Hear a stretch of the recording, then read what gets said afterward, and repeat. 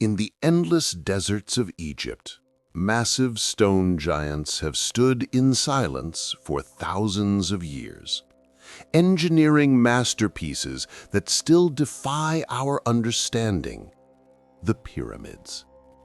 Each block weighs more than 2 tons, yet every stone is placed with impossible precision, as if guided by a machine.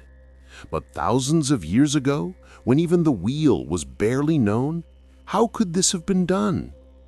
Some believe the secret lies in a forgotten technology, an ancient energy source, a mechanism, or knowledge inherited from a civilization far more advanced than our own.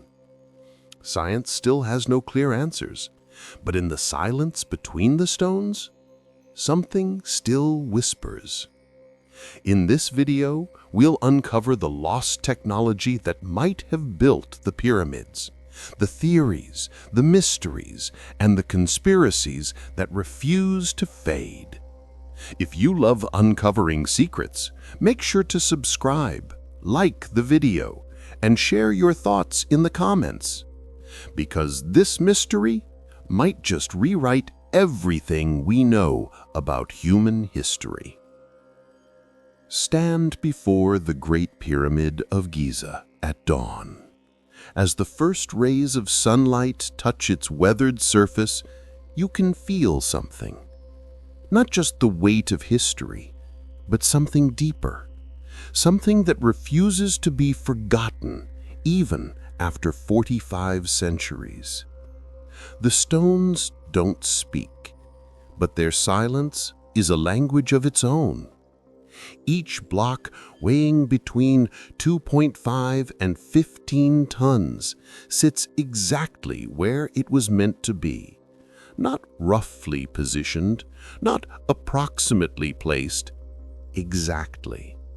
The joints between these massive limestone blocks are so tight that you cannot slide a blade between them, not a knife, not even a sheet of paper.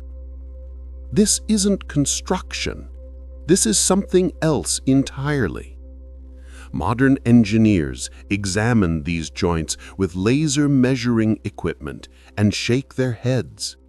The precision required to create such tight fits across millions of stone blocks stretches the limits of what we believe possible even with contemporary technology. Yet we are told this was accomplished over 4,000 years ago, using only copper tools and human labor. But what if that explanation is incomplete? What if there was something more? Something we've lost track of somewhere in the fog of history? The pyramid stands 146 meters tall. Its base covers 13 acres. The foundation is leveled to within 2.1 centimeters across this massive expanse. Try to comprehend that for a moment. Imagine leveling a space the size of several football fields within an inch using only ancient surveying techniques. The challenge isn't just difficult. By the standards of Bronze Age technology, it's impossible. Yet there it stands, silent, precise, waiting. The alignment presents another puzzle that conventional explanations struggle to address. The 4 sides of the pyramid face the cardinal directions: true north, south, east, and west, with an accuracy of 0.05 degrees. This level of precision requires knowledge not just of geography, but of astronomy, of Earth's magnetic field, of mathematical principles that supposedly wouldn't be understood for thousands of years. How do you align something this massive, this permanent, with such exactness? You need to know where true north lies. But true north isn't magnetic north. It's determined by Earth's axis of rotation. Finding it requires careful observation of stellar motion, precise calculations, and instruments we have no evidence the ancient Egyptians possessed. unless they had something else, some method, some technology that's been forgotten, buried beneath the sands of time, along with the civilization that created it. Walk around the pyramid's base. Notice how the stones fit together not just tightly, but perfectly. The exterior casing stones, most of which were stripped away centuries ago, were cut and placed with joints averaging just half a millimeter. Over 144,000 casing stones, each weighing approximately 15 tons, each shaped slightly differently to account for the pyramid's curve, each fitted to its neighbors with watchmaker precision. This degree of accuracy requires more than skilled craftsmanship. It requires technology, tools capable of measuring and cutting stone to tolerances that modern masons equipped with diamond-tipped saws and laser guides struggle to match. The conventional explanation points to copper chisels, wooden mallets, and sand abrasives. But experiments attempting to replicate these methods consistently fail. Copper is too soft. It bends, deforms, and wears away when struck against limestone, let alone granite. The harder stones found in the pyramid's interior, the massive red granite beams of the king's chamber, for instance, would destroy copper tools almost instantly. Yet those granite blocks are cut and shaped with the same impossible precision as the limestone. Their surfaces are flat to within fractions of a millimeter. Their edges are perfect right angles. Their edges are sharp and clean, showing no signs of the repeated hammering and grinding that copper tools would require. Something else was used. Something that could cut through granite as easily as we cut through wood. Something that left behind smooth surfaces and precise angles. Something we no longer have. Or perhaps something we're no longer allowed to know about. The interior passages of the pyramid deepen this mystery. The ascending passage, a tunnel barely tall enough to crouch through, maintains its precise angle through dozens of meters of solid limestone. The walls are straight. The ceiling is level. The dimensions never vary, even as the passage cuts through the pyramid's core. Creating such a passage through solid stone, maintaining exact angles and dimensions in near total darkness, requires either remarkable skill with primitive tools or advanced technology that removes the need for such skill altogether. Which explanation seems more plausible? The Grand Gallery, rising at a steep angle toward the king's chamber, demonstrates engineering sophistication that shouldn't exist in this time period. Its corbelled ceiling, with each stone layer slightly overhanging the one below, distributes the pyramid's enormous weight with mathematical precision. A single miscalculation, one stone placed incorrectly, and the entire structure could have collapsed during construction. But it didn't collapse. It stands today as stable as the day it was completed, despite earthquakes, erosion, and over 4 millennia of time. The builders understood load distribution, stress points, and structural engineering at a level that rivals or exceeds modern understanding. Where did this knowledge come from? How did a civilization we consider ancient, primitive even, possess such advanced understanding of physics and engineering? The answer might lie not in the tools they left behind, but in the tools we haven't found. Technologies that were so valuable, so powerful, that they were hidden away, or perhaps taken when whoever possessed them departed, leaving behind only these silent monuments as proof of what once existed. Consider the sheer logistics. The Great Pyramid contains approximately 2.3 million stone blocks. If it was built during Pharaoh Khufu's 20-year reign, as conventional chronology suggests, workers would need to quarry, transport, and precisely position one block every 2 minutes, working 24 hours a day, every day, for 2 decades. This isn't construction. This is industrial-scale engineering requiring organization, planning, and technology far beyond what we imagine Bronze Age humans possessed. Unless they had help. Unless they inherited knowledge from someone else. Unless the technology existed and has simply been lost. The pyramid's location adds another layer to this mystery. It sits at 29.9792 degrees north latitude. This number matches the speed of light, 299,792,458 meters per second. Coincidence? Perhaps. Or perhaps whoever chose this location understood relationships between geography and universal constants that we're only now beginning to rediscover.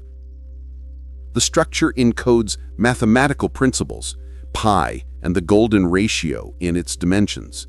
It aligns with stellar patterns, its shafts pointing to specific stars as they appeared in 2450 BCE. It mirrors Earth's planetary dimensions when its measurements are scaled by specific factors. This isn't a tomb.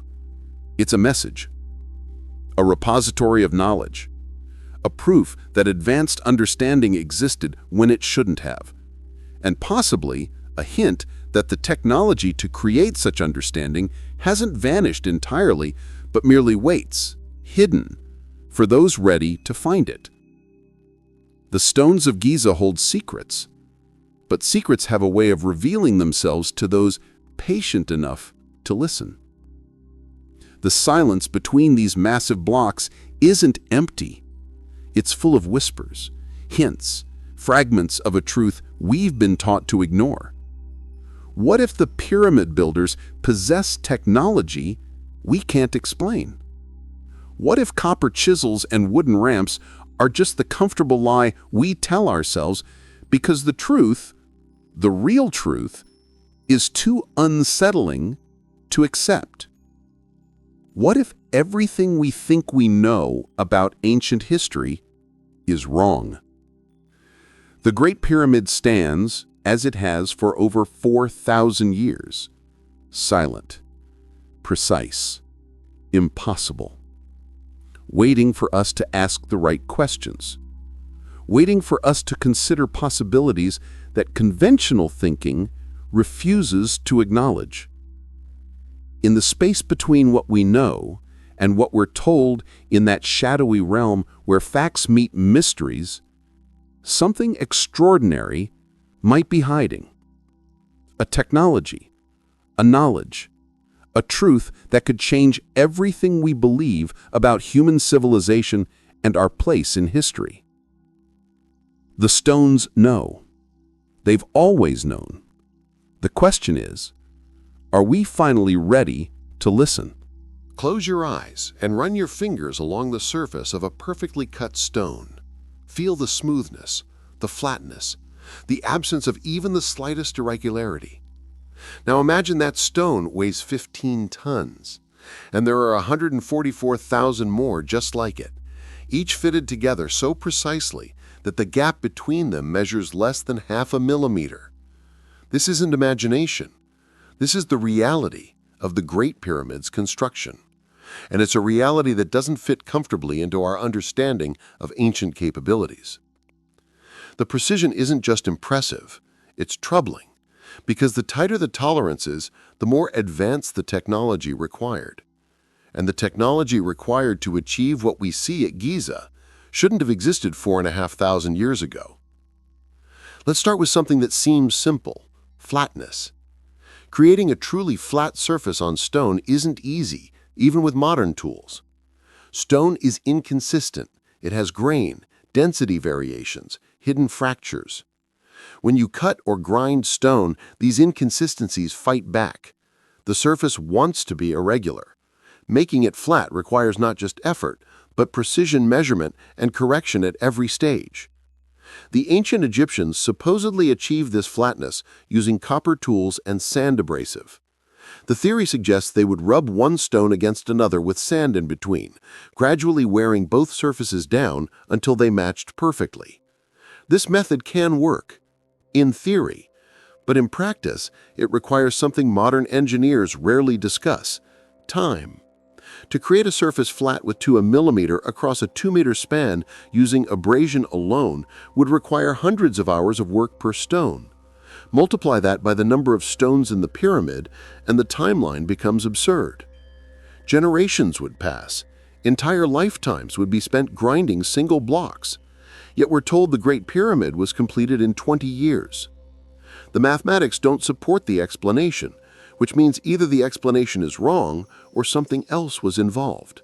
Something faster, something more efficient, something we're not being told about. Modern stoneworkers, when shown photographs of the pyramid's interior stonework, particularly the granite blocks in the king's chamber, often pause. They recognize something. The surfaces aren't just flat, they're machine flat. The kind of flatness you see in precision-ground metal components, not hand-worked stone. The granite blocks in the king's chamber, each weighing up to 70 tons, fit together with joints so tight that you cannot insert even a razor blade between them. The surfaces that meet are ground flat across their entire area, not just at the edges. This level of precision serves no practical purpose in construction. A joint tight at the edges would be sufficient for structural stability. But these joints are tight everywhere, as if precision itself was the goal, as if someone was demonstrating what they were capable of. Or perhaps as if they were preserving a technique that shouldn't be lost. The corners present another impossibility. When 2 surfaces meet at a corner, creating a perfect 90-degree angle is straightforward with modern measuring tools. But without such tools, without the ability to verify the angle precisely, corners tend to be approximate. Close enough for functional purposes, but not exact. The corners at Giza are exact. Not close, exact. When measured with modern laser theodolites, the right angles throughout the pyramid's interior chambers deviate by less than a single degree, often by less than a fraction of a degree. This consistency, maintained throughout millions of stone blocks, suggests a level of quality control that requires precision measurement at every stage of construction. But the ancient Egyptians, according to conventional history, had no such measuring devices. They had plumb bobs and string, simple tools that could indicate vertical and level, but couldn't measure angles with the precision we observe in the finished structure. Unless they had something else. Some device, now lost, that made such measurements routine. Some technology that's been forgotten because those who possessed it disappeared, taking their tools with them. The casing stones that once covered the entire exterior of the pyramid demonstrate precision that borders on the absurd. Each stone was cut to a unique shape, slightly different from every other casing stone because the pyramid's faces aren't flat, they're slightly concave. This subtle inward curve, invisible from ground level but measurable with modern surveying equipment, required each of the 144,000 casing stones to be individually shaped to match the overall curve. Think about what this means. Each stone had to be cut not just to fit its immediate neighbors, but to conform to a curve spanning hundreds of meters. This requires understanding the overall geometry of the entire pyramid face, not just the local area where each stone would be placed. It requires calculations, measurements, and a level of coordination across the entire construction site that shouldn't be possible without modern communication and surveying technology. Yet somehow, it was achieved. Stones were cut at the quarry to exact specifications, transported across the Nile, hauled up the pyramid's face, and placed in their designated positions where they fit perfectly into the overall pattern. No trial and error, no adjustments, just precision placement based on a master plan that existed somewhere, somehow. The interior passages demonstrate similar impossible accuracy. The ascending passage, cutting through the pyramid's core at a precise angle, maintains its dimensions to within millimeters along its entire 60-meter length.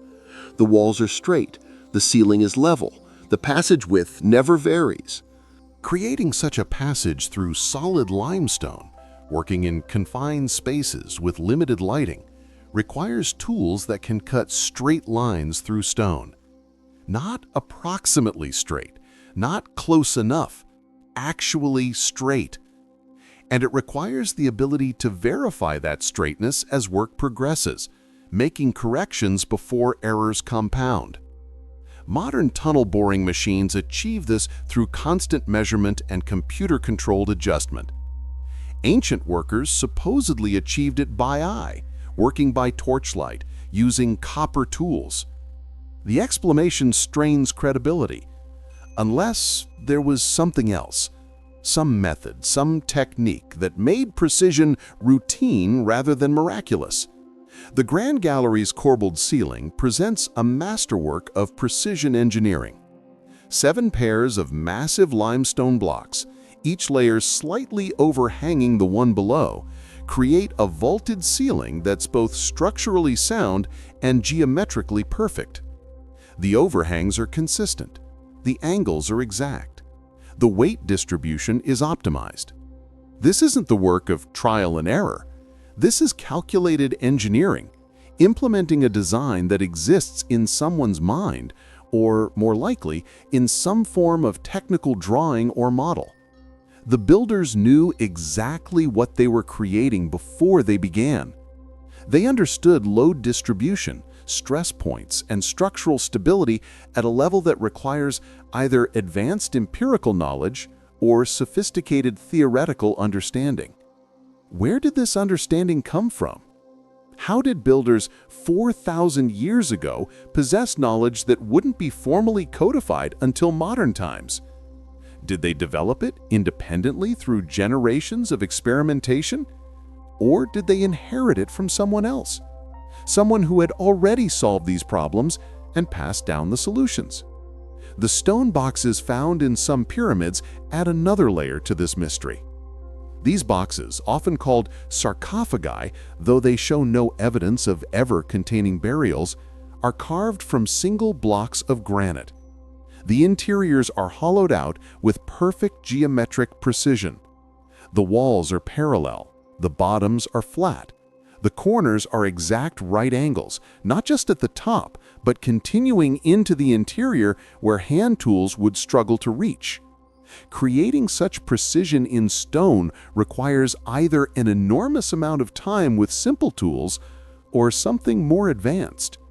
Something that can remove material precisely, creating flat surfaces and exact angles even in hard-to-reach areas.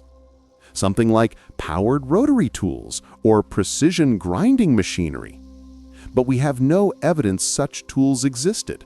No ancient factories, no workshops full of precision equipment, just copper chisels and stone hammers, the same tools used by stonemasons throughout history to create much cruder work.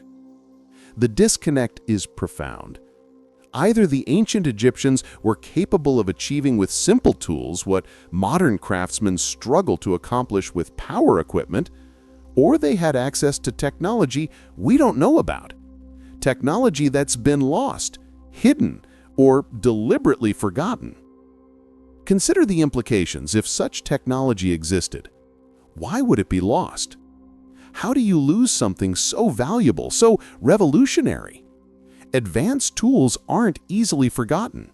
They're treasured, preserved, copied, improved upon. Unless something happens. Unless the civilization that possessed them collapses. Unless knowledge is deliberately suppressed. Unless those who knew how to create and use such technology disappear. The precision we observe at Giza isn't just impressive. It's anachronistic. It exists when it shouldn't. And its existence demands explanation.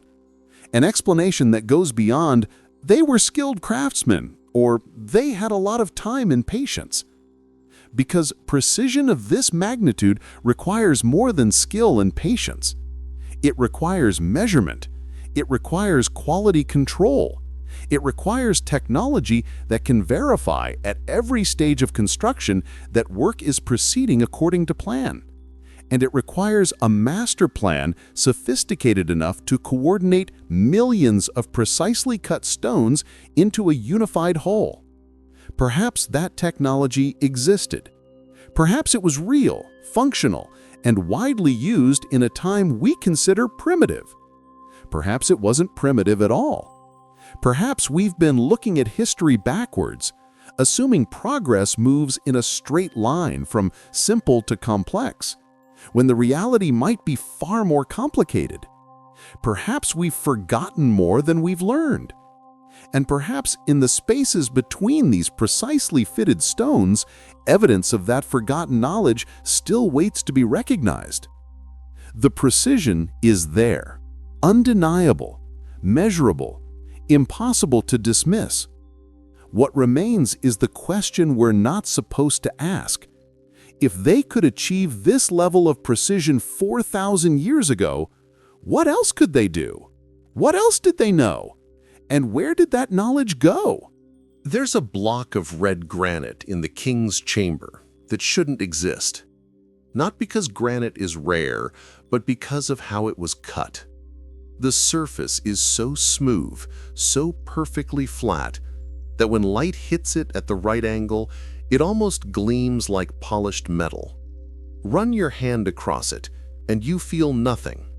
No tool marks, no irregularities, just stone that feels like it was poured rather than carved. But granite isn't poured, it's cut, and therein lies a problem that modern engineers quietly struggle to explain. Granite is one of the hardest natural stones on Earth. It ranks 7 on the Mohs hardness scale, harder than steel, harder than most modern cutting tools. To cut granite efficiently, you need something harder than the granite itself. Diamond, tungsten carbide, materials that didn't exist in ancient Egypt, or at least materials we have no evidence existed. The official explanation points to copper tools and sand abrasive. Copper, with a Mohs hardness of 3, cannot cut granite. It simply can't. When you strike copper against granite, the copper deforms, it bends, it wears away. The granite remains unchanged, indifferent to the assault. Yet somehow, the builders of the pyramids not only cut granite, they cut it with a precision that modern diamond-tipped saws struggle to match.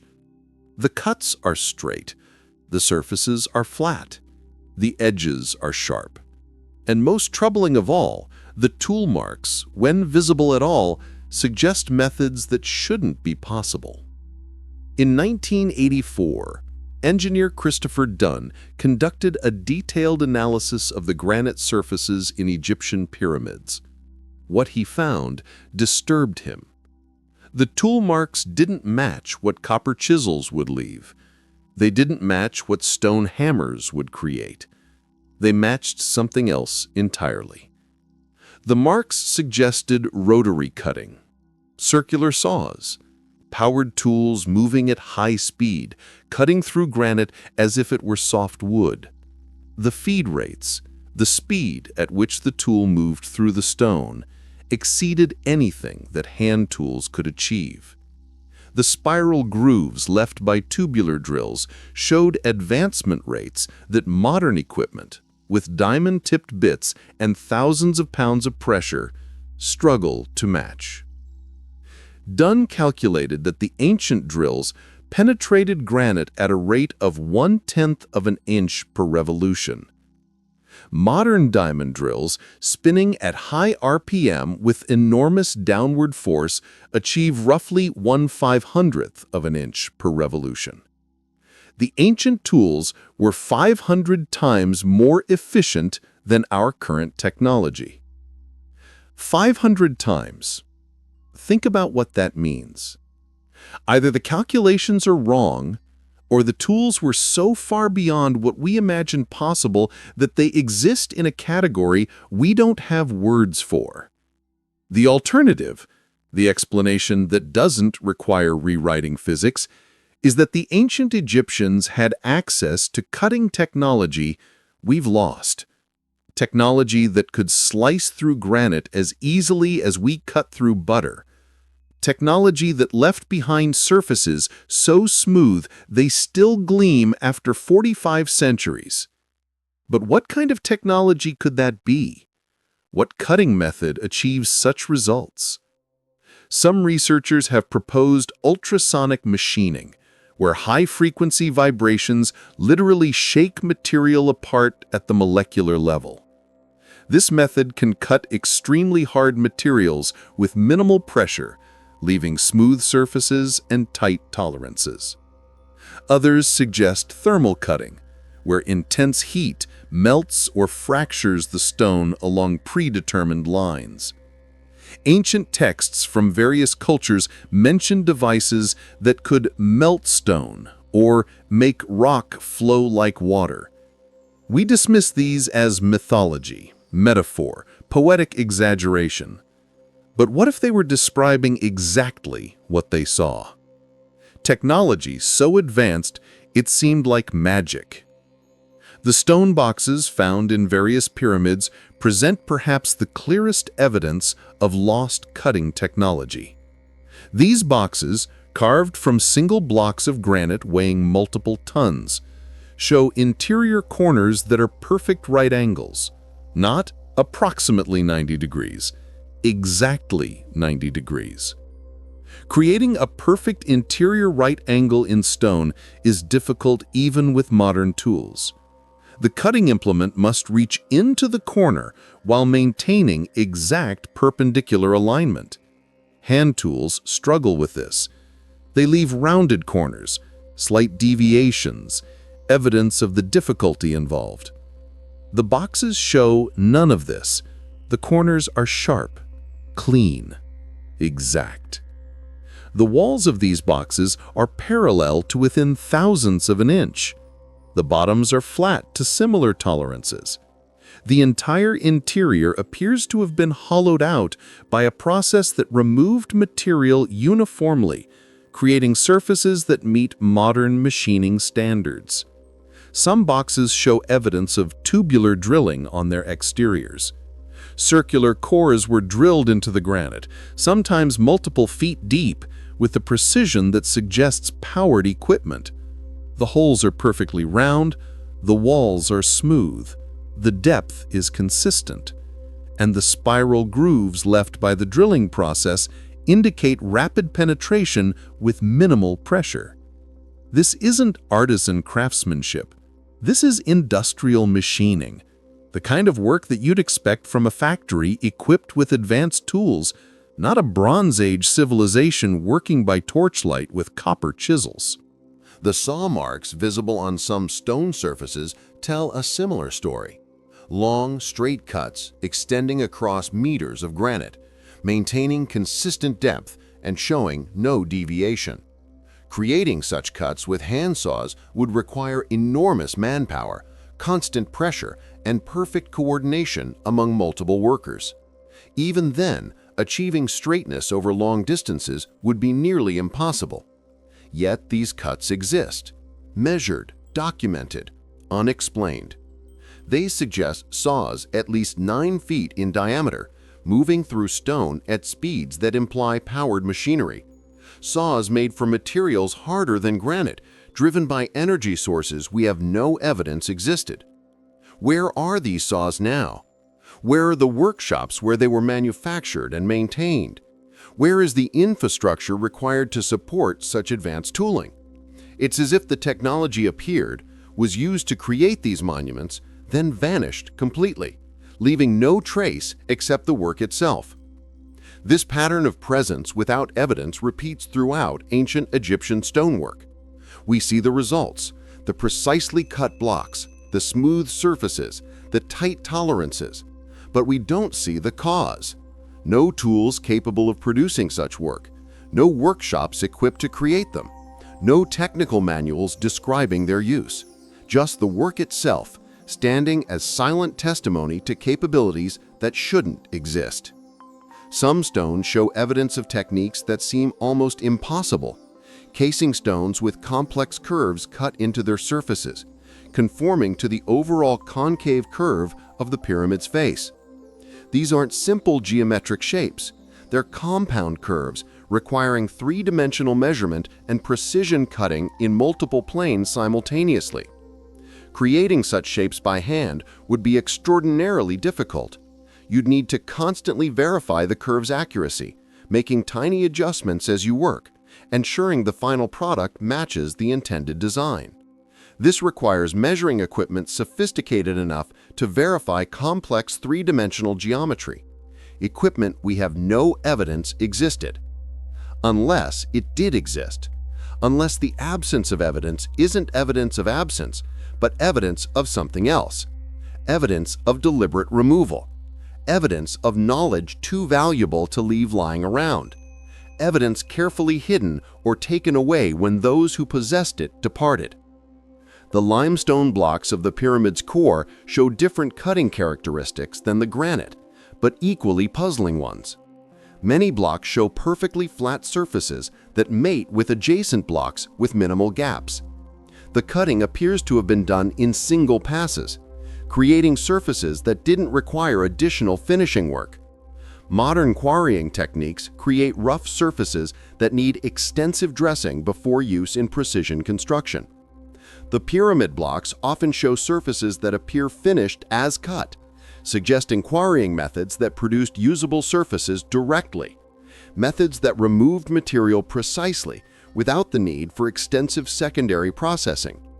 What tools create such results? What cutting methods leave stone ready for immediate use in precision construction? Contemporary stoneworkers shake their heads. They know what's required to achieve such work with modern equipment. They can't explain how it was achieved with ancient tools. The answer might lie not in improving our understanding of ancient capabilities, but in accepting that our understanding is fundamentally flawed, that the technology existed, that it was real, that it worked, and that it's been lost, hidden, or deliberately suppressed. The evidence is there, carved into stone that has survived thousands of years. Surfaces too smooth, cuts too precise, tolerances too tight, all achieved with tools we can't find, using methods we can't explain, by people we consider primitive. But perhaps they weren't primitive at all. Perhaps they had knowledge we've lost. Perhaps the cutting technology that created these monuments wasn't forgotten by accident. Perhaps it was hidden deliberately, preserved somewhere, waiting for humanity to reach a point where it could be trusted with such power again. The cuts remain, perfect, precise, impossible by the standards we accept. They whisper of capabilities beyond our understanding, capabilities that might not be gone at all, just sleeping, waiting, hidden, in plain sight within the very stones they helped create. Stand at the base of the Great Pyramid and look north. If you have a compass, you'll notice something strange. The pyramid's edge doesn't point to magnetic north. It points to true north. The difference matters. Magnetic north shifts, wanders, changes with time. True north is fixed, determined by Earth's axis of rotation, unchanging across millennia. The pyramid's alignment to true north is accurate to within 0.05 degrees. That's not close, that's perfect. That's precision that requires understanding not just of the earth beneath your feet, but of the cosmos above your head. How do you find true north without modern instruments? You watch the stars. You track their motion across the night sky. You calculate. You measure. You understand celestial mechanics at a level that shouldn't be possible for a Bronze Age civilization, unless that civilization wasn't starting from scratch, unless they inherited knowledge from someone who had already solved these problems. The alignment isn't lucky guessing. It isn't trial and error. It's exact. And exactness requires technology. Not just tools, but knowledge encoded into those tools. Understanding of astronomy, mathematics, and geometry working together to create something that will remain true for thousands of years. But the alignment to true north is just the beginning. The real mystery lies in what the pyramid points to above. The so-called air shafts extending from the king's chamber and queen's chamber aren't air shafts at all. They're too narrow for ventilation. They angle upward through the pyramid's mass with laser-straight precision, maintaining their trajectory through dozens of meters of solid stone, and they point to specific stars. The southern shaft from the king's chamber, when the pyramid was built, pointed directly at Olneltak, the brightest star in Orion's belt.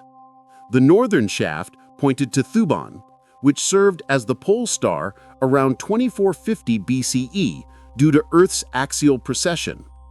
These aren't approximate alignments. These are precise targeting systems, carved in stone, aimed at celestial objects with accuracy that requires astronomical knowledge we didn't think existed. But here's what makes this truly unsettling. Achieving such alignment requires understanding precession. Earth's axis wobbles slowly over a 25,920-year cycle, causing the apparent position of stars to shift gradually. To align a structure with stars as they appeared at a specific moment in time, you need to account for precession. You need to know where the stars were, not where they are now. This requires observations spanning generations, centuries of careful measurement, mathematical models of stellar motion, knowledge passed down and preserved across time, or alternatively, knowledge inherited whole from someone who had already solved these problems. The three pyramids of Giza, when viewed from above, mirror the three stars of Orion's belt. Not just their general pattern, but their precise arrangement, including the slight offset of the third star, which corresponds to the slight offset of the smallest pyramid. The correlation is exact enough to eliminate coincidence. Why Orion? In Egyptian mythology, Orion represented Osiris, the god of death and rebirth. But mythology aside, Orion holds a special place in the sky. It's visible from nearly every inhabited latitude on Earth. It's one of the few constellations recognizable across cultures. And, for reasons we don't fully understand, ancient civilizations worldwide seemed obsessed with it. The Maya tracked Orion. So did the Hopi. The ancient Chinese mapped it. Aboriginal Australians told stories about it. This global fixation on a single constellation suggests something beyond religious symbolism. Perhaps Orion held practical significance. Perhaps it served as a celestial marker for something important. Perhaps those who taught humanity to build monuments used Orion as a reference point, a universal coordinate system that any sufficiently advanced observer would recognize. The pyramid's location itself encodes cosmic knowledge. It sits at 29.9792 degrees north latitude. This number matches the speed of light in a vacuum, 299,792,458 meters per second. The mathematical probability of this being coincidence is vanishingly small. Someone chose this location because they understood relationships between geography and universal constants that we're only now rediscovering. The structure's dimensions encode pi. The ratio of its perimeter to its height yields 2 pi with remarkable accuracy. The slope angle encodes the golden ratio, phi, found throughout nature and considered fundamental to universal harmony. These aren't approximations. These are precise mathematical constants carved into stone at a scale that ensures they'll remain true for thousands of years. Why encode such knowledge? Why build a structure that serves as a three-dimensional mathematical textbook? Unless the builders knew that knowledge might be lost. Unless they were creating a repository, a backup system that would preserve crucial information even if civilization collapsed, even if the technology that created the pyramid disappeared. The internal chambers align with celestial events. During the spring equinox, sunlight penetrates specific passages, illuminating chambers that remain dark the rest of the year. The timing is exact, synchronized with Earth's orbital period within minutes. Creating such alignments requires understanding solar mechanics, Earth's orbital period, and the relationship between architecture and astronomy. Some researchers have noted that the pyramid's mass, approximately 5.9 million tons, relates to Earth's mass through specific mathematical ratios. The pyramid's height, when multiplied by certain constants, approximates Earth's polar radius. Its base perimeter, similarly scaled, matches Earth's equatorial circumference. These relationships suggest the pyramid is a scale model of Earth itself, encoding geodetic information that wasn't officially discovered until centuries later. How did the builders know Earth's dimensions? Measuring the planet accurately requires instruments we didn't develop until the Age of Enlightenment: satellites, GPS, global surveying networks. Yet somehow, 4,000 years ago, someone knew, and they encoded that knowledge into stone. The alignment extends beyond Earth and nearby stars. Some researchers claim the pyramid aligns with cosmic features visible only to advanced telescopes. The shafts point not just at stars, but at specific celestial coordinates that hold significance we're only beginning to understand. Dark matter concentrations, gravitational anomalies, features of space-time that require technology far beyond ancient capabilities to detect. If true, this suggests the builders weren't just observing the night sky with naked eyes. They were mapping the cosmos with precision instruments, technology that could detect and measure phenomena invisible to human perception. Technology that's been lost, leaving behind only the alignments themselves as proof it once existed. The pyramid sits at what some claim is the geographic center of Earth's land mass. Calculate all continental areas, find their center of mass, and you arrive remarkably close to Giza. Was this known to the builders? Did they have maps accurate enough to calculate such things? Or did they have something better? Perhaps they viewed Earth from above, from a vantage point where its geography was plainly visible, where choosing the optimal location was simply a matter of looking down. The implications are uncomfortable. If the builders could calculate or observe Earth from space, if they understood cosmic mechanics and universal constants, if they encoded this knowledge into structures designed to survive millennia, then they possess technology and understanding that equals or exceeds our own. And if they possessed such knowledge, where did it come from? How was it developed?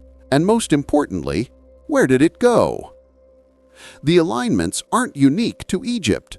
The Mayan pyramids at Chichen Itza align with celestial events, particularly the equinoxes, when shadows create the illusion of a serpent descending the structure's edge. Angkor Wat in Cambodia mirrors the constellation Draco. Temples at Teotihuacan in Mexico align with the Pleiades. Stone circles in Britain track solstices with precision. This global pattern of celestial alignment suggests a shared knowledge base. Different cultures, separated by oceans and millennia, all building monuments that track the same cosmic phenomena.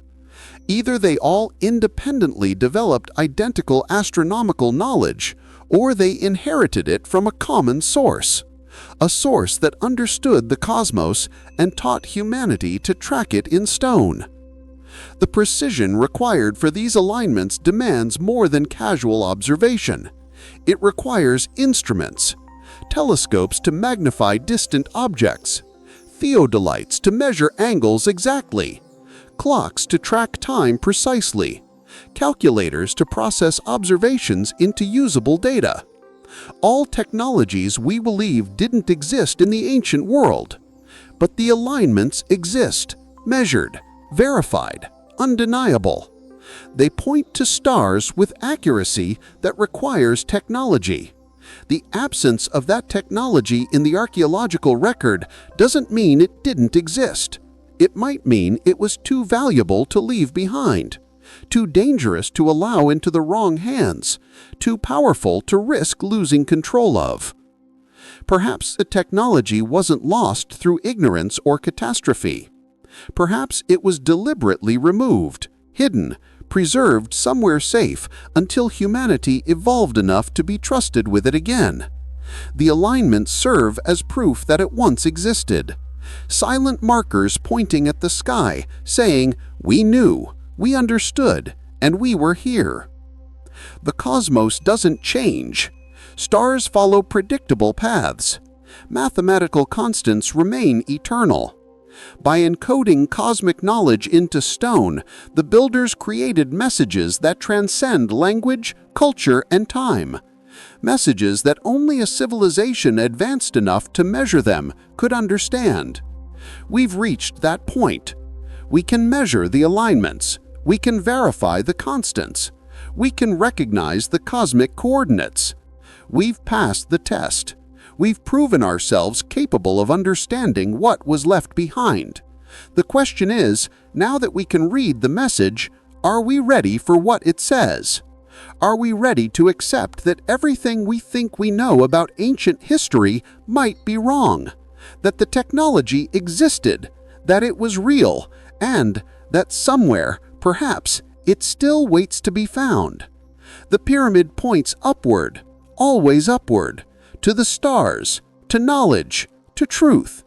The alignment is perfect. It always has been. We just needed to become advanced enough to recognize it. And to wonder what else we've been missing, hidden in plain sight, waiting for us to finally see. Egypt isn't alone. That's the part they don't emphasize in textbooks, the part that makes the comfortable narrative start to fracture. Pyramids don't just exist in Egypt. They appear on every inhabited continent. Structures built with similar principles, aligned to similar celestial patterns, constructed with similar impossible precision. And here's what makes this pattern disturbing. Many of these civilizations supposedly had no contact with each other, no trade routes, no communication, no exchange of ideas. Yet they built the same things, used the same angles, encoded the same knowledge, as if they were all reading from the same instruction manual, a manual that's now missing. Travel to Mexico, stand before the Pyramid of the Sun at Teotihuacan. Its base measures 225 meters on each side. The Great Pyramid of Giza measures 230 meters. The difference is just 2%. 2% in structures built supposedly by completely isolated civilizations separated by an ocean constructed centuries apart. Coincidence? Perhaps. But the coincidences keep accumulating until coincidence becomes implausible. The angle of the Pyramid of the Sun's slope is approximately 32 degrees. Multiply that by 5, the golden ratio, and you get a number remarkably close to the slope angle of the Great Pyramid, the same mathematical constant encoded into structures on opposite sides of the planet, the same cosmic proportion built into monuments by people who supposedly never met. Teotihuacan's Avenue of the Dead, the main thoroughfare through the city, aligns 15.5 degrees east of true north. This specific angle points to the setting position of the Pleiades star cluster, the same star cluster that held significance in Egyptian astronomy, the same constellation that appears in Mayan calendars, in Aboriginal Australian Dreamtime stories, in ancient Chinese star charts. Always the Pleiades, always holding special importance. The city's layout mirrors planetary positions in our solar system when scaled appropriately. The distances between major structures correspond to the distances between planets, creating a terrestrial map of cosmic geography. Knowledge of our solar system encoded into urban planning 4,000 years ago, long before telescopes supposedly revealed the true nature of our planetary neighborhood. Move south to Peru. The stone walls at Sacsayhuaman present a different kind of impossible. Massive blocks, some weighing over 200 tons, cut into irregular polygonal shapes with multiple angles and curves. Yet these complex shapes fit together so perfectly that you cannot insert a blade between them, not even paper. The cuts aren't just tight, they're contoured, three-dimensional surfaces that mate perfectly across every point of contact. Creating such fits requires measuring the three-dimensional shape of each stone surface and cutting the adjacent stone to match exactly. This demands technology for precise measurement and precision cutting that can handle complex geometries. Modern engineers looked at these walls and struggled to explain how they were created even with contemporary tools. The shapes are too irregular for simple templates, too complex for hand cutting, too precise for trial and error. Yet there they stand, fitted together so perfectly that the walls have survived centuries of earthquakes that destroyed Spanish colonial structures built on top of them. The stones at Ollantaytambo tell a similar story. Pink granite blocks, each weighing up to 50 tons, transported from a quarry on the opposite side of a valley, across a river, and up a mountainside. The logistics alone seem impossible without modern machinery. But it's the cutting that disturbs. Smooth surfaces, perfect angles, edges so sharp they look machine-made, all achieved in one of the hardest stones on Earth. Some blocks show evidence of vitrification, where the surface appears melted or fused by extreme heat, as if something touched the stone with temperatures high enough to alter its crystalline structure. Not fire. Fire doesn't get hot enough. Something else. Something capable of focusing energy with precision we associate with modern lasers. Cross the Pacific to Cambodia. Angkor Wat, the largest religious structure ever built, covers over 400 acres. Its towers, causeways, and galleries mirror the constellation Draco when viewed from above. Not approximately, precisely, as if someone designed the entire complex as a terrestrial map of the night sky. The temple aligns with the spring equinox. On that specific day, the sun rises directly behind the central tower when viewed from the main entrance. This alignment requires understanding Earth's orbital mechanics, calculating the exact point on the horizon where the sun will rise, and positioning structures accordingly. Knowledge that shouldn't exist without instruments to measure such things accurately. But the knowledge existed. The alignment proves it. The structure remains, oriented exactly as intended, fulfilling its cosmic function even after 900 years. In Indonesia, Gunung Padang presents perhaps the most troubling evidence. What appears to be a natural hill conceals something else beneath. Ground-penetrating radar reveals artificial chambers descending over 100 meters into the earth, stone structures buried under layers of soil and vegetation, and carbon dating suggests construction began around 20,000 years ago. 20,000 years before agriculture, before cities, before everything we think marks the beginning of civilization. Yet someone built megalithic structures with precision engineering, then buried them, as if preserving them for a future that would understand their significance. The Indonesian government initially supported research, excited by the potential discovery. Then suddenly, excavations were halted. Funding disappeared. Access was restricted. The official narrative shifted from remarkable discovery to natural formation with some human modification.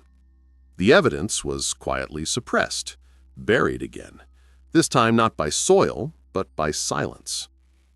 What did they find in those deep chambers? What was down there that required such an abrupt reversal?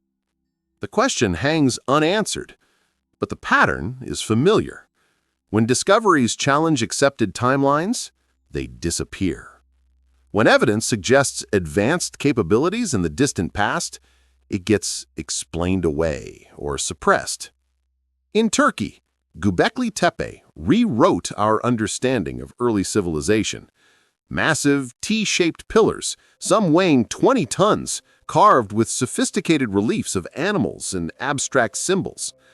Stone circles aligned with stars, particularly with Orion's belt and the summer solstice, all constructed around 9600 BCE, 6,000 years before Stonehenge, 4,000 years before the Egyptian pyramids. The people who built Göbekli Tepe were supposedly hunter-gatherers. No agriculture, no settled communities, no complex social organization. Yet they quarried, transported, and erected massive megalithic structures with astronomical alignments and artistic sophistication that rivals later civilizations. How? Where did the knowledge come from? Where did it go? The site was deliberately buried around 8000 BCE. Someone filled in these incredible structures with rubble, preserving them for future discovery. Why would you bury your greatest architectural achievement unless you knew something was coming? A cataclysm, a collapse, an event that would destroy what you'd built. So you preserved it, hoping that whoever came after would find it and understand.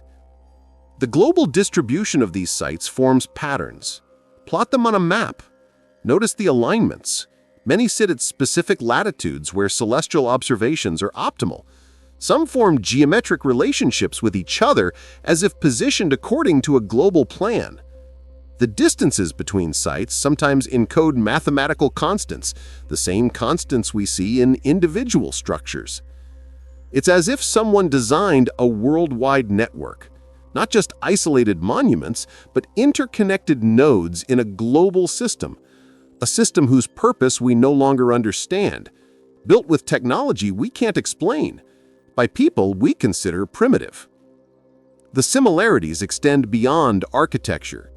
Many sites show similar construction techniques, even across vast distances. Polygonal masonry in Peru matches techniques in Egypt. Stone boxes with precise interior geometry appear in pyramids and in South American ruins. Astronomical alignments focus on the same constellations regardless of location.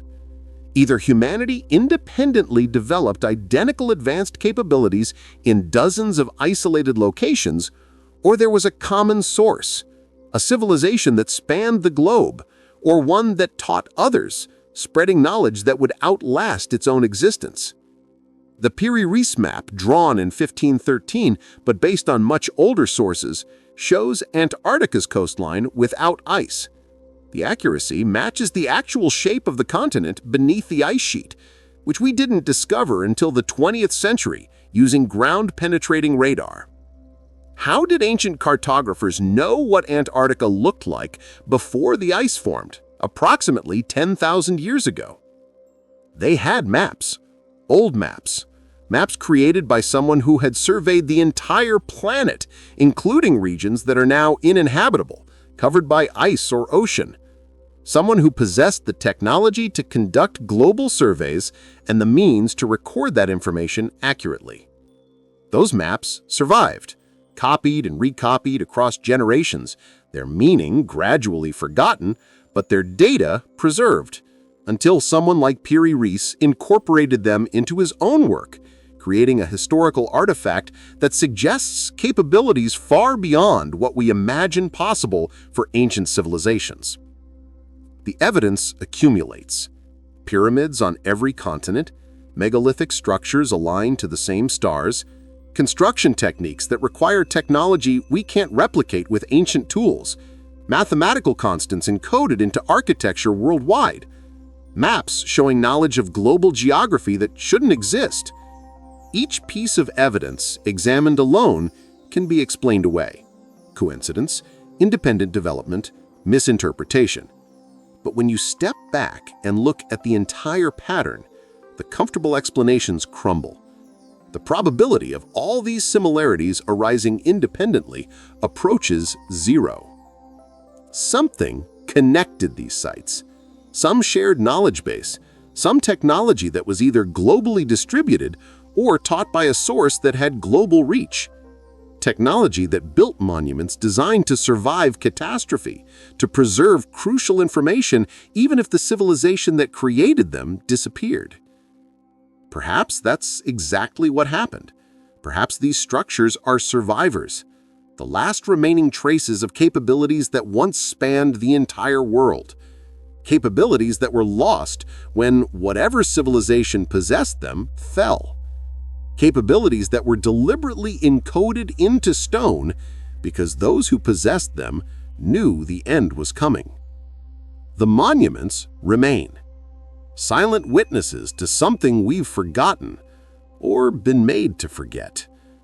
They echo each other across oceans and centuries, speaking a common language of precision, alignment, and mathematical sophistication. A language that says, "We were here. We knew. We understood." And perhaps, most disturbing of all, we might return. There's a moment in history where something changes. A shift so subtle you might miss it unless you're looking carefully. The pyramids of the Fourth Dynasty, particularly the Great Pyramid, represent a peak of engineering achievement. Perfect alignment, impossible precision, mathematical sophistication that suggests advanced understanding of geometry, astronomy, and Earth's dimensions. Then, within a generation or two, the quality declines. Later pyramids are smaller, less precise, structurally inferior. The Pyramid of Menkaure, built supposedly just decades after the Great Pyramid, shows rougher workmanship, less attention to alignment, simpler internal geometry. This isn't the pattern of advancing technology. This is regression. This is loss. Something disappeared between the Fourth and Fifth dynasties. Not gradually, over centuries of slow decline, but abruptly. As if the knowledge required to build the Great Pyramid was suddenly no longer available. As if those who possessed it were gone, leaving behind only workers who could attempt to copy what they'd seen, but couldn't truly replicate it. This pattern repeats throughout history. Advanced capabilities appear, flourish briefly, then vanish. The Roman Empire's concrete, which could set underwater and grew stronger with age, was lost after Rome fell. We only rediscovered similar formulations in the modern era. The Damascus steel of medieval swordsmiths, capable of holding edges that could slice through lesser metals, disappeared when the last master craftsman died without passing on their complete technique. But those losses can be explained. Techniques require specific materials, specific conditions, specific knowledge held by individuals. When circumstances change, when masters die, when materials become unavailable, techniques are lost. That makes sense. That fits our understanding of how knowledge is preserved and transmitted. The loss of pyramid building technology is different. We're not talking about a specialized technique for making better concrete or folding steel. We're talking about the fundamental capability to cut, transport, and position massive stones with extraordinary precision. Skills that should be easier to preserve because they're more fundamental, more widely applicable. Yet they vanished more completely than any specialized craft technique. How do you lose the ability to cut stone accurately? Stone is everywhere. The need for construction never disappears. The motivation to maintain such valuable capabilities should be overwhelming. Yet the evidence suggests that within a relatively short period, perhaps a century or two, the precision visible in Fourth Dynasty monuments was no longer achievable. The decline isn't just in execution quality, it's in conceptual understanding. Later pyramids don't just show cruder workmanship, they show simpler design. The internal passages are less sophisticated. The chambers are less precisely aligned with celestial features. The mathematical constants encoded in the Great Pyramid's dimensions don't appear in later structures. It's as if the builders of later pyramids were copying the external form without understanding the underlying principles.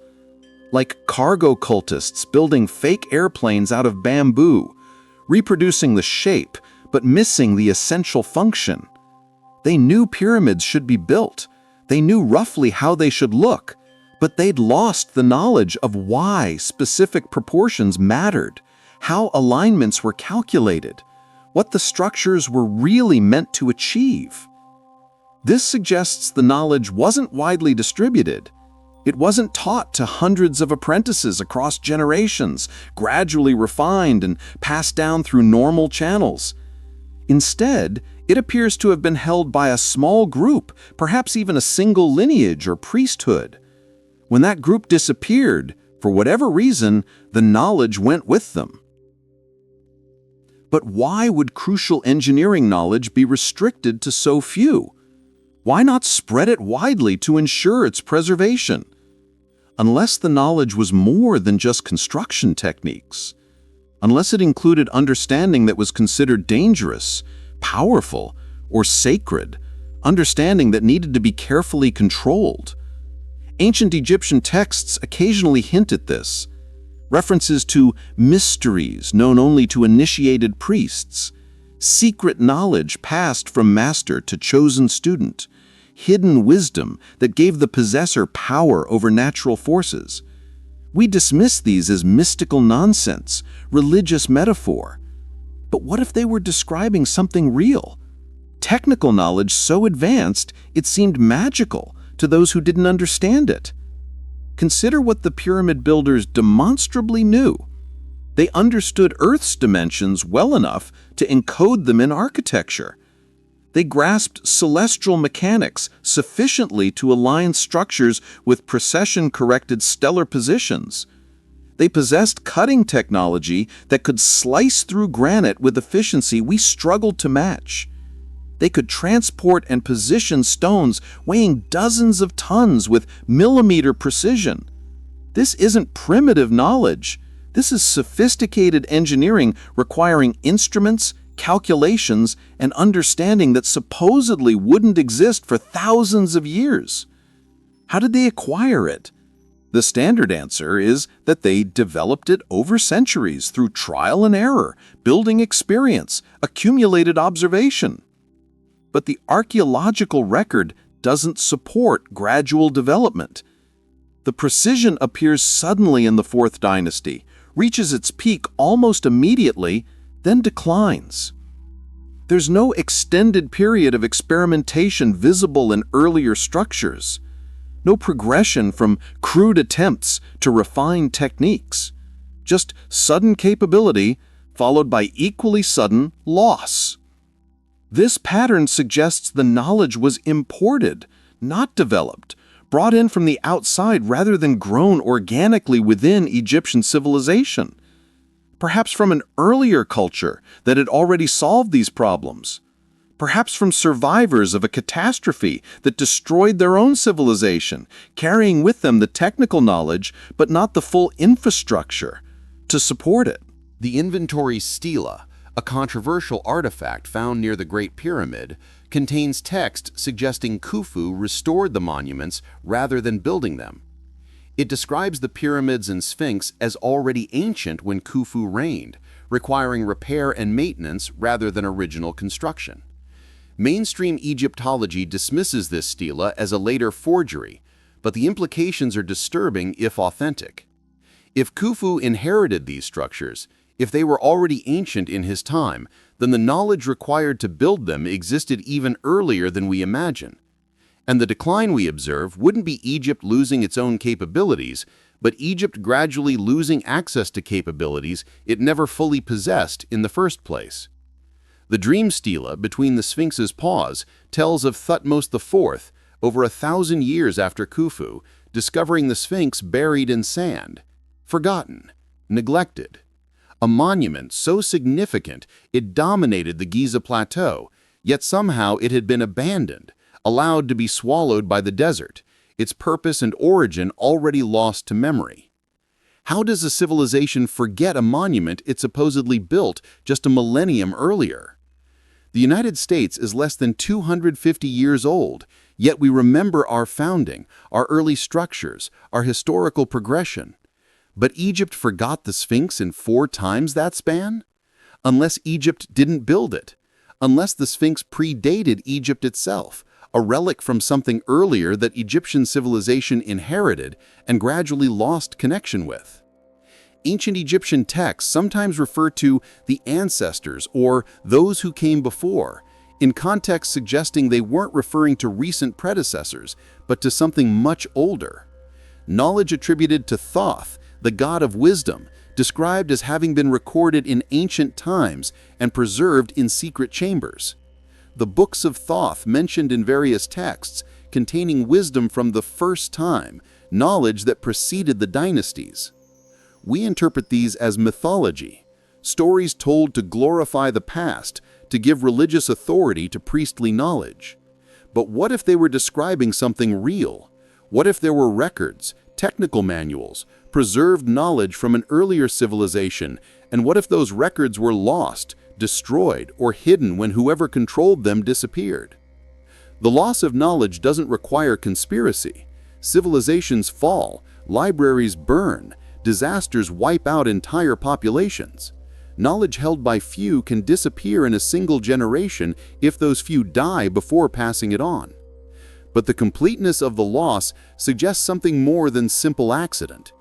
Consider what would need to be lost to explain what we observe. Not just construction techniques, but the tools to implement them. Not just astronomical knowledge, but the instruments used to gather it.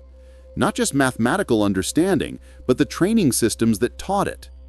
Everything associated with pyramid building technology disappeared so thoroughly that within a few generations, Egyptians could no longer replicate what their immediate predecessors had achieved. That level of loss suggests deliberate removal. Knowledge doesn't just evaporate.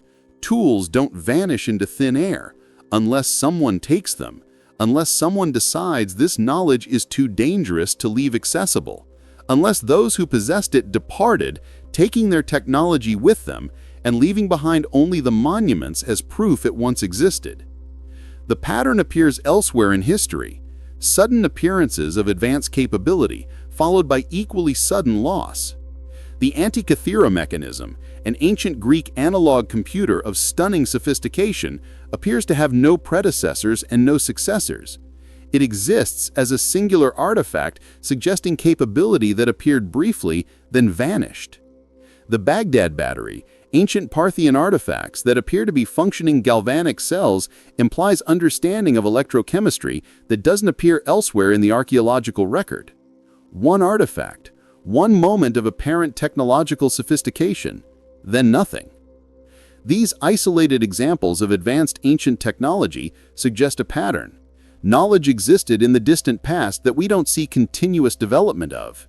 Capabilities that appear, create remarkable artifacts, then disappear, leaving no trace of gradual evolution or sustained use, as if advanced knowledge periodically enters human civilization from outside, is used briefly, then is lost or removed. Perhaps the pyramid building technology followed this pattern. Perhaps it was never meant to become widespread. Perhaps it was carefully controlled, used for specific purposes, then deliberately withdrawn when those purposes were fulfilled or when those who controlled it decided humanity wasn't ready for it. The monuments remain as evidence, proof that the knowledge existed, proof that it was real. But the knowledge itself? Gone, lost, hidden, removed, leaving us to stare at stone blocks fitted together with impossible precision and wonder, how did they do this? Where did the knowledge come from? And most disturbing of all, where did it go? The silence after the Fourth Dynasty is deafening. The knowledge vanished, the capability disappeared, and no one thought to write down why. Or if they did, those records have been lost as well, leaving only the stones, speaking a language we no longer understand, preserving secrets we no longer can access. Unless somewhere, in hidden chambers beneath the sand, or in restricted archives we're not allowed to see, the knowledge still exists, not lost, not destroyed, just waiting, waiting for the right moment, waiting for humanity to prove itself ready, or waiting for those who left it behind to return and reclaim what was always theirs. There are questions you're not supposed to ask, not because they're absurd, but because they lead to uncomfortable places. Places where the neat timeline of human history starts to unravel, where accepted explanations reveal themselves as inadequate, where evidence points toward conclusions that threaten established narratives. The hypothesis of lost technology and pyramid construction is one of those forbidden questions. Mention it in academic circles and watch the reaction. Not reasoned debate, but immediate dismissal. Not engagement with evidence, but reflexive rejection, as if the very idea is dangerous, as if considering it might lead somewhere we're not meant to go. Why the resistance? If the evidence suggests ancient humans possessed technology beyond what conventional history allows, shouldn't that evidence be examined rather than suppressed? Unless there's something at stake beyond historical accuracy. Unless admitting advanced ancient technology would undermine something more than just textbooks. Consider what such an admission would mean. If ancient humans possessed technology we can't explain, technology that appears suddenly without clear developmental progression, then where did it come from? The comfortable answer, gradual development over generations, doesn't fit the evidence, which leaves uncomfortable alternatives. Perhaps it was inherited from an earlier civilization, a predecessor culture that reached technological sophistication then collapsed, leaving behind only fragments of their knowledge.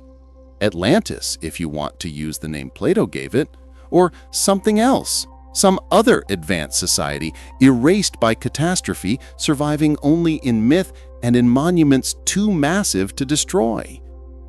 This hypothesis disturbs because it suggests history isn't a linear progression from primitive to advanced. It suggests cycles, rises and falls, civilizations achieving heights we haven't reached, then losing everything. If it happened before, it could happen again. We might not be climbing toward an unprecedented peak, but merely recovering ground that was once held and lost. Or perhaps the technology came from an even more unsettling source. Perhaps ancient humans had help, assistance from visitors who possessed knowledge far beyond Stone Age capabilities.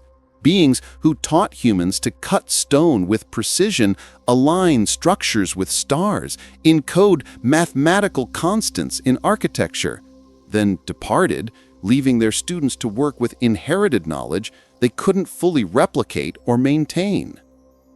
This hypothesis faces even stronger resistance, not just because it challenges historical timelines, but because it challenges our sense of human primacy. We want to believe our achievements are ours alone, that humanity pulled itself up from ignorance through our own cleverness, our own effort. The idea that we might have been taught, guided, or given technology we didn't develop independently threatens that narrative. But the evidence doesn't care about our preferences. The precision exists. The alignments are real. The mathematical encoding is demonstrable. These facts require explanation. And if the conventional explanations, copper tools and human labor, don't adequately account for what we observe, then we need to consider alternatives, no matter how uncomfortable. Some researchers propose acoustic levitation, the idea that focused sound waves could reduce the apparent weight of massive stones, making them easier to move and position. Ancient texts from multiple cultures mention devices that could move mountains or make stone light. We dismiss these as poetic exaggeration. But what if they were describing real technology? Physics allows for acoustic levitation. We can levitate small objects in laboratories using sound waves today. Scale up the technology and perhaps you could manipulate massive stones. The King's Chamber's acoustic properties, its precise resonance at specific frequencies, might not be accidental. Perhaps it was designed to generate or amplify sound for practical purposes, not religious ritual. This hypothesis explains some puzzles: how stones were moved without visible tool marks or damage, why certain chambers have extraordinary acoustic properties, why ancient texts emphasize sound, vibration, and sacred tones in contexts we interpret as mystical but might be technical. Others propose electromagnetic technology, the idea that ancient builders understood and could manipulate electromagnetic fields in ways we're only now rediscovering.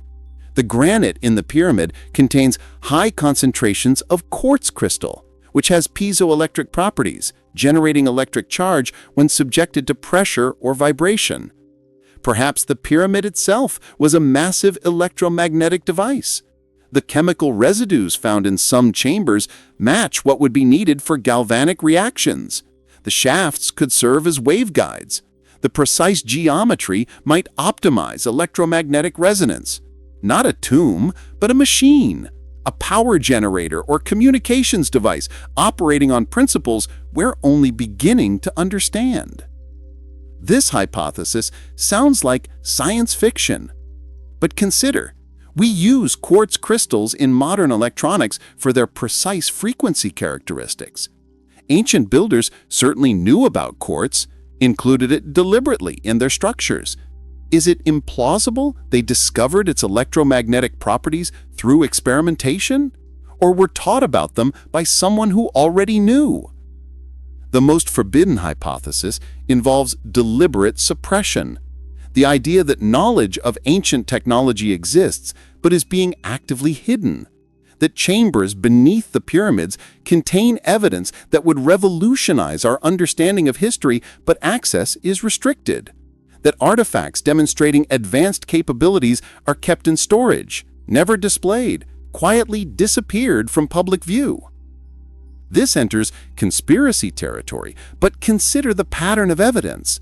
Sealed doors that could be opened but aren't. Radar scans showing chambers that are never excavated. Research permits revoked when findings become too interesting. Artifacts that vanish from museum collections. Scientists who ask uncomfortable questions finding their access restricted, their funding cut, their careers quietly ended. Why? What's being protected? If the chambers beneath the pyramids are empty, as authorities claim, why not open them and prove it? If ancient Egyptians built these structures with simple tools, why suppress research that might demonstrate exactly how? Unless the chambers aren't empty, unless the tools weren't simple, unless the truth is something that can't be allowed into public awareness. Perhaps because that truth would be too disruptive. Perhaps because it would challenge power structures that depend on controlling knowledge. Throughout history, those in power have suppressed information that threatens their authority. Technologies have been classified, kept secret, made available only to approved groups. Is it so implausible that ancient technology, if it existed and was recovered, would be treated the same way? Consider what such technology might enable. Precision stone cutting that makes modern construction cheaper and faster. Electromagnetic power generation that threatens existing energy monopolies. Acoustic manipulation that could have applications from medicine to warfare. If ancient technology possessed such capabilities, governments and corporations would have strong incentives to control it, study it in secret, prevent it from disrupting established industries and power relationships. The hypothesis suggests that the knowledge isn't lost at all. It's been found, recovered, studied, and deliberately hidden. The monuments are allowed to remain because they're too massive to conceal. But anything portable, anything that could be analyzed and replicated, is quietly removed. The public is told nothing of significance exists, while classified laboratories work to reverse engineer ancient capabilities. This sounds paranoid, but classified technology programs do exist. Governments do keep secrets. Corporations do suppress competing technologies. The mechanisms for such suppression are already in place. Applying them to ancient technology requires only the will to do so and a reason to consider it necessary. Perhaps that reason is that the technology works too well. Perhaps attempted replications have succeeded, producing capabilities that authorities decided are too dangerous for public knowledge. Perhaps the acoustic levitation works. Perhaps the electromagnetic generators function. Perhaps the cutting technology can slice through stone as easily as the evidence suggests. And perhaps those in power looked at such capabilities and decided humanity, in its current state of endless conflict and environmental destruction, cannot be trusted with them. Perhaps they chose suppression not from greed, but from caution. Perhaps they're protecting us from ourselves, keeping technology hidden until we demonstrate we can handle it responsibly. Or perhaps they're simply protecting their own power, keeping extraordinary capabilities restricted to a select few, maintaining control through knowledge monopoly, ensuring that if ancient technology offers advantages, only they will possess them. The truth likely lies somewhere in the middle. Some suppression from caution, some from power preservation, some knowledge genuinely lost, some recovered but restricted. A complex situation reduced to simple narratives, Egyptian builders with copper tools that don't withstand scrutiny but serve to keep uncomfortable questions from being asked. The forbidden nature of these hypotheses is itself revealing. Good science welcomes alternative explanations, tests them against evidence, follows conclusions wherever they lead. But here we see the opposite. Hypotheses dismissed without proper examination, evidence ignored or explained away, research discouraged through funding restrictions and career consequences. This pattern suggests the hypotheses touch something sensitive, that they approach truths someone prefers remain hidden, that the questions themselves are dangerous not because they're wrong, but because they might be right. What if acoustic levitation was real and we've rediscovered it?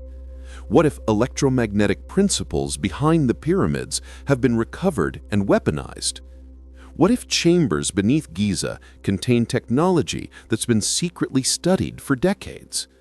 What if everything we're told about ancient limitations is deliberately misleading, designed to prevent us from asking what ancient humans actually achieved and how we might replicate it?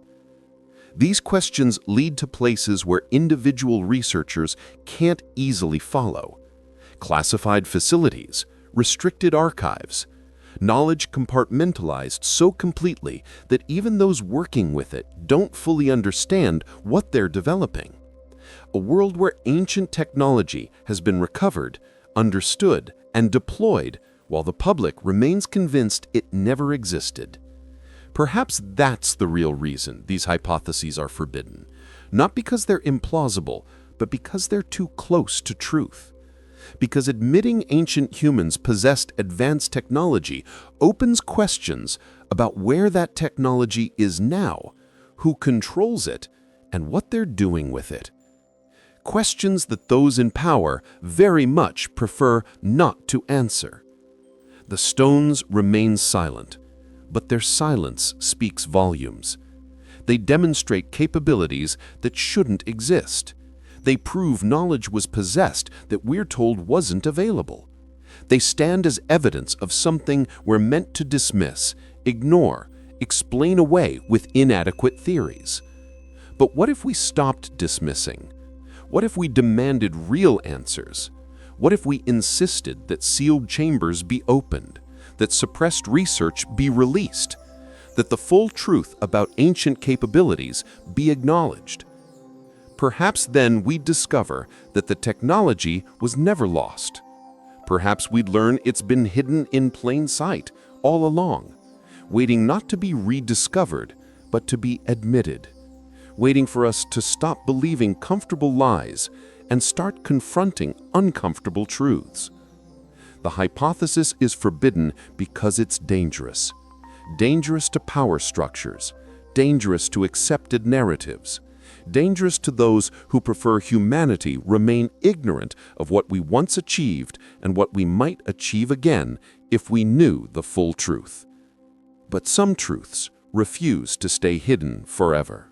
We've traveled through 7 episodes examining evidence that doesn't fit, precision that shouldn't exist, alignments that require knowledge unavailable to Bronze Age cultures, global patterns suggesting shared technology, capabilities that appear suddenly, flourish briefly, then vanish completely, hypotheses suppressed before they can be properly investigated, all of it pointing toward a single, unavoidable conclusion. Something is missing from our history, something significant, something that explains the impossible monuments scattered across our planet, something that's been deliberately kept from us. The question isn't whether ancient builders possessed advanced technology. The evidence answers that definitively. They did. The precision of the cuts, the tightness of the joints, the accuracy of the alignments all demonstrate capabilities that require technology beyond what conventional history allows. The question is, where is that technology now? 3 possibilities present themselves, each disturbing in its own way. First possibility, the technology was lost. Catastrophe struck the civilization that possessed it. Earthquake, flood, climate change, societal collapse, whatever the cause, the knowledge disappeared before it could be fully transferred to successors. The monuments remain as evidence it once existed, but the tools, the techniques, the understanding that created them vanished with those who possessed them. This is the comfortable explanation. It allows us to acknowledge ancient sophistication while maintaining that we, in the modern era, have surpassed it. We can study the monuments, marvel at ancient achievements, and feel secure that our technology exceeds theirs. The past was impressive, but the present is superior. But this explanation has problems. Knowledge doesn't vanish easily. Valuable technology gets preserved, protected, copied, distributed. Societies facing collapse typically work frantically to save their most important knowledge. They hide it in secure locations. They encode it in texts and images. They ensure it survives even if they don't. If pyramid-building technology was lost to catastrophe, we should find evidence of attempts to preserve it. Hidden caches of tools, technical manuals in sealed chambers, something indicating those who possessed this knowledge tried to pass it on. But we find none of that, or at least we're told none of that has been found. Which brings us to the second possibility. The technology exists, but is hidden. The sealed chambers beneath the pyramids aren't empty. They contain exactly what some researchers suspect: tools, devices, technical documentation from the original builders. But this evidence has been found and is being deliberately concealed. Why conceal it? Perhaps because revealing such technology would be too disruptive. It would rewrite history, forcing us to acknowledge that human civilization is far older and more sophisticated than we've been taught. It would raise questions about who built these monuments, where they came from, what happened to them. questions that those controlling historical narratives prefer not to answer. Or perhaps the technology is hidden because it works. Perhaps attempts to reverse engineer ancient devices have succeeded. Perhaps acoustic levitation can move massive weights. Perhaps electromagnetic principles can generate power. Perhaps cutting technology can slice through stone with impossible efficiency. And perhaps those who've rediscovered these capabilities have decided to keep them secret, restricting access to a select few, maintaining control through knowledge monopoly. This explanation fits the pattern of suppression we observe. Research blocked, chambers sealed, artifacts disappeared, scientists silenced, not because there's nothing to find, but because there's too much, because the truth would be too revolutionary, too threatening to established power structures. But there's a third possibility, one that's even more unsettling. Perhaps the technology was never meant to stay. Perhaps it was loaned, not given. Perhaps those who taught humans to build with such precision always intended to reclaim their tools when the work was complete. Perhaps the monuments were built collaboratively, with human labor guided by non-human intelligence, possessing technology far beyond what Stone Age humans could develop independently. This hypothesis explains the sudden appearance of capability without clear developmental progression. It explains the precision that exceeds what simple tools should achieve. It explains the astronomical knowledge encoded in structures built by people who supposedly had no telescopes. It explains the mathematical constants carved into stone by cultures that hadn't formally defined those constants. They were taught, guided, given technology to accomplish specific tasks. Then, when those tasks were complete, the technology was withdrawn, taken back by those who provided it, leaving behind only the monuments as proof of what was achieved. The ancient texts hint at this. Stories of gods who came from the sky and taught humans arts and sciences. Beings who possessed knowledge beyond human capability, shared it selectively, then departed. We interpret these as mythology. But what if they're historical accounts filtered through primitive understanding? What if ancient humans were describing exactly what they experienced? Contact with beings who possessed technology that seemed magical. This possibility is the most forbidden because it challenges human primacy most directly. It suggests our greatest ancient achievements weren't entirely our own, that we had help, that the monuments we point to as evidence of human ingenuity are actually evidence of human cooperation with something else, something more advanced, something that chose to help us but never intended for us to possess their technology permanently. Where are they now, these hypothetical benefactors? Gone, perhaps. Departed when their work was finished. Or perhaps still watching, still present but hidden, observing to see if humanity will rediscover the principles behind the borrowed technology through our own development, testing whether we're ready to be trusted with such capabilities independently. The sealed chambers take on new significance in this context. Perhaps they were never meant to be opened by primitive tools. Perhaps they're waiting for us to develop technology sophisticated enough to access them properly. A test, a filter, ensuring that only a sufficiently advanced civilization, one that has independently developed comparable capabilities, would be able to retrieve what's hidden inside. What might those chambers contain? Technical documentation, certainly. Proof of who built the monuments and why. But perhaps also technology itself, devices placed there deliberately waiting to be found when humanity is ready, when we've proven ourselves capable of understanding and using such tools responsibly.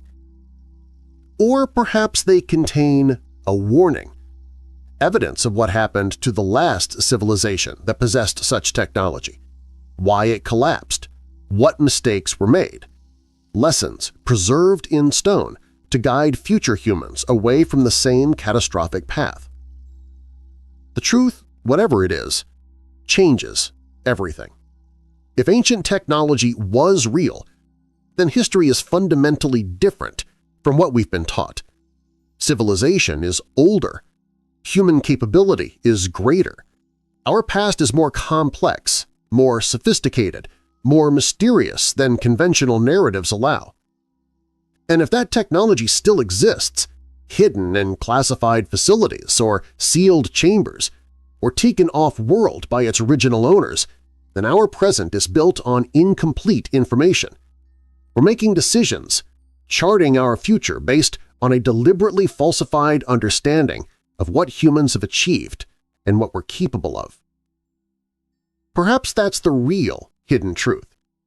Not just that ancient technology existed, but that admitting it existed would force us to reconsider everything – our timeline, our achievements, our place in the cosmos, our relationship with whatever intelligence might have helped our ancestors achieve the impossible.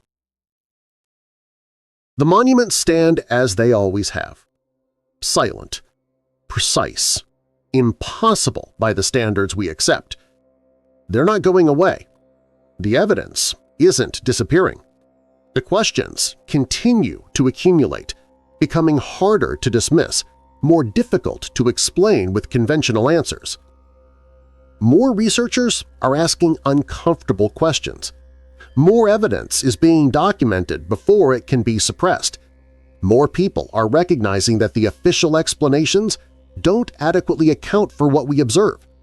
The truth, whatever it is becoming harder to hide. Perhaps that's why access to certain sites is becoming more restricted, why research permissions are harder to obtain, why scientists who push too hard face career consequences. Not because there's nothing to find, but because too many people are getting close to finding it. Because the truth is approaching critical mass, the point where it can no longer be contained.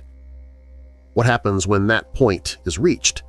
When enough evidence accumulates that suppression becomes impossible.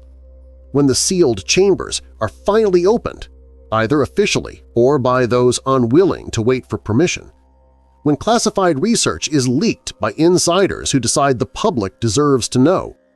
We might discover that human history is vastly older than we've been taught, that civilization has risen and fallen multiple times, that we're not the first to achieve technological sophistication, merely the latest, that the cycle continues and we're currently somewhere in the middle of it, climbing back toward heights that were once reached and lost. We might discover that we're not alone, that we've never been alone, that the gods of ancient texts were real, physical beings with advanced technology who helped humans achieve what we couldn't accomplish independently. Beings who might still be present, still watching, still waiting for us to prove ourselves worthy of renewed contact. Or we might discover that the technology is already back, that it's been recovered, studied, and deployed in secret, that certain groups possess capabilities far beyond what public technology allows, that the world we see is not the world that exists for those with access to ancient knowledge. Any of these discoveries would be revolutionary. Any would force us to reconsider our understanding of reality. Any would threaten power structures built on controlling information and restricting access to advanced capabilities. Perhaps that's why the truth remains hidden, not because it's dangerous to know, but because it's dangerous to those who benefit from our not knowing. Because admitting ancient technology existed and might still exist would shift power away from those who currently hold it toward those who could access and utilize such capabilities. The stones know the truth. They've always known. They stand as permanent testimony to what was achieved when knowledge we no longer possess was applied to tasks we can no longer replicate. They wait patiently, as stone does, for humanity to stop dismissing the evidence of our eyes and start demanding real answers. How much longer will we accept inadequate explanations? How much longer will we allow chambers to remain sealed that could hold answers? How much longer will we trust authorities who have consistently hidden evidence rather than revealed it? The technology existed. The precision proves it. The question is not whether it was real, but where it is now. And the most disturbing answer might be that it never left, that it's been here all along, hidden not by time or catastrophe, but by design, deliberately kept from us by those who decided we're not ready for it. Or perhaps we'll discover the opposite, that the suppression was about control, about maintaining power through knowledge monopoly, about ensuring that the extraordinary capabilities demonstrated in ancient monuments remain the exclusive possession of a select few. Either way, the truth exists. Hidden, yes. Suppressed, certainly. But not destroyed, not lost. Merely waiting for the moment when it can no longer be contained. When the sealed doors finally open. When the hidden chambers reveal their contents. When the technology, wherever it's been kept, is finally acknowledged and released. That moment might be approaching.